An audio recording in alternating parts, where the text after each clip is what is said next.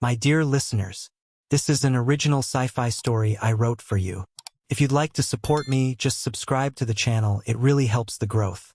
The patrol found her at the edge of the ash fields, kneeling in the gray silt with something pressed against her body that smelled of iron and fear. Verity Sinclair did not run when the Varric encircled her. She did not raise her hands or plead or even flinch at the sound of 8 long blades singing free of their sheaths at once. Her eyes, small, forward-facing, unsettlingly still, remained fixed on the thing curled against her chest. A cub, a Varric cub, barely past its first molt, its scaled hide torn open in 3 ragged lines where a spinehopper had caught it crossing the ash flat alone. "Release the young," said the patrol commander. His name was Diraz, and his translator spoke the words in flat, clipped human syllables that carried none of the killing edge behind them. He was the largest male in the Eastern Range. He had fought the Skethery border wars and come back with scars that the other warriors traced with reverence. His blades were already leveled. Verity's answer came quiet as smoke. "She's still breathing." The patrol shifted. Nostrils opened wide, pulling the air apart. Ash, dried blood, the copper-sweet scent of a cub in shock. And beneath it, cutting through everything, the unmistakable smell of spinehopper venom already threading through young blood. "You did this." A younger warrior stepped forward, his voice cracking on the words. "That is Varric's daughter. That is Lithen." "No." Verity looked up. Her face was filthy, ash-gray and streaked dark where something wet had run down her cheeks. "The spinehoppers did this. There were 6 of them. I drove them off with a flare charge and my bare hands when the charge ran out." She raised one arm slightly, and they saw her forearm, the puncture wounds, the swelling already beginning to discolor the pale human skin a deep and ugly violet. Spinehopper quills, defensive wounds, the kind you only get when you are shielding something else with your own body. Diraz said nothing. His blades did not lower. "I've been carrying her for 2 hours, Verity said. "I didn't know what direction your settlement was. I followed the smoke from your signal fires. I kept talking to her because I read somewhere that Varric cubs respond to vocalization. I didn't know if it was true. Her voice fractured on the edge of something. "I just didn't want her to be alone out there." "The venom has already spread," one of the patrol said quietly, in their own language, not for the human. "Even if we moved at full sprint." They all knew. They had all seen this before. Lithen, daughter of Rangelord Varric, was dying. She had simply not yet finished the business of it. Verity looked down at the cub.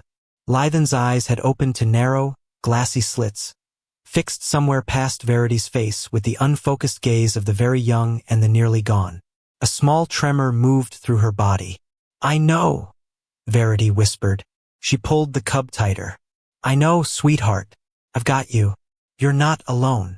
What happened next, the warriors would spend the rest of their lives trying to explain to those who had not been there. The human lowered her head. She pressed her forehead. That strange bare mammalian forehead, unarmored, unscaled, absurdly soft, directly against Lithen's brow ridge, and she held it there. A gesture that meant nothing in Varric culture. A gesture the warriors had never seen a human perform. But something in the shape of it required no translation. "I am here. I am with you. You are not alone in this." And then Verity began to sing.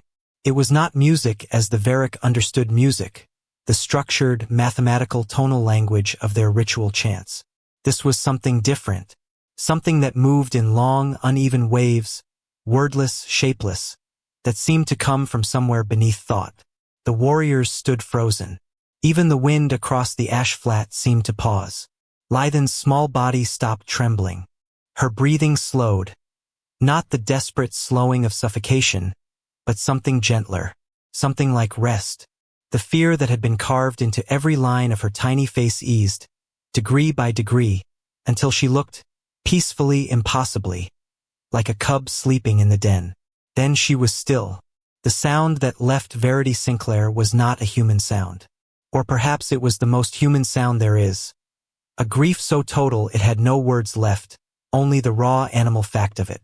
She bent over the small body and shook with it, clutching Lithen against her chest, her tears falling freely into the cub's cooling scales. Diraz had killed. He had led warriors into battle and watched them fall and kept moving because that was what leadership required. He had never once in his adult life dropped a blade in the field. His long blades hit the ash with a double thud. One by one, the others followed. 8 blades abandoned. 8 warriors standing in a loose circle with their heads bowed. Not in tactical assessment, not in ritual, in recognition. They knew this sound. They had heard it from Varric mothers in dens. They had heard it from fathers at the burial grounds. Grief that went past species and protocol and every careful social construction, down to the thing underneath. I tried to save the young, and I failed, and I am devastated. Verity Sinclair was not Varric. She had no scales, no blades, no place in their hierarchy or their history. She was a human researcher stationed at the outpost 2 ridges east. Someone they had traded water rations with and never particularly trusted. But she had walked into the ash fields. She had fought spinehoppers with her bare hands. She had carried a dying cub for 2 hours in the wrong direction, talking to it, because she did not want it to die afraid. Diraz approached. He kept his hands open, claws retracted, the posture of the den, not the field. "Give her to me," he said very quietly. "I will carry Lithen home to her father. You have done everything that could be done, Verity Sinclair." She looked up at him. Her eyes, those strange, flat, forward-facing human eyes, were swollen and red-rimmed, and they met his without guile or performance, just exhaustion and grief and something he recognized as guilt. "I should have found her sooner," she said. "I heard something near the eastern ridge an hour before. I should have gone to check. I didn't. I should have." "You fought for her," Diraz said. "You bled for her. You sang her across." He paused. In his own language, very quietly, he added, "You loved her, though she was nothing to you. That is the most any warrior can offer the dying." The human did not understand the words.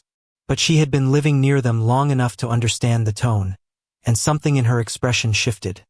Not comfort, not yet, but the beginning of being held. "I want to come back with you," she said, "to her father. I need him to know that she wasn't scared at the end. I need him to know she wasn't alone." Diraz stood. He reached down and, with a gentleness that surprised even him, helped Verity Sinclair to her feet. "Varric will want to see you," he said. "What you did today, there is no word for it in your language. In ours, we call it den courage. The bravery that is not for yourself." He looked at her for a long moment. "You came to our world as a researcher." "Yes," she said. "You will leave as something else." He turned toward the settlement, Lithen cradled against his chest. "Walk with us." Verity fell into step beside the patrol. Around her, the warriors moved without formation, not flanking a prisoner, not escorting a threat, simply walking alongside someone who belonged. Behind them, 8 long blades lay scattered in the gray ash, glinting faintly in the light of the rising twin suns. By the time they reached the settlement, word had already moved ahead of them. The story passed from den to den before nightfall, growing as true stories do, not larger than what happened, but sharper, cleaner, truer in the retelling. The human who bled for a cub that was not hers. The human who sang a Varric child across. The human who made the patrol blades drop. Humans, the Varric would say afterward, were a strange species.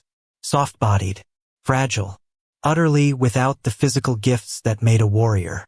And yet, they had something that no one across any known world had ever quite been able to name. This hunger to comfort the suffering. This ferocious, irrational need to ensure that nothing, if they could help it, died alone and afraid.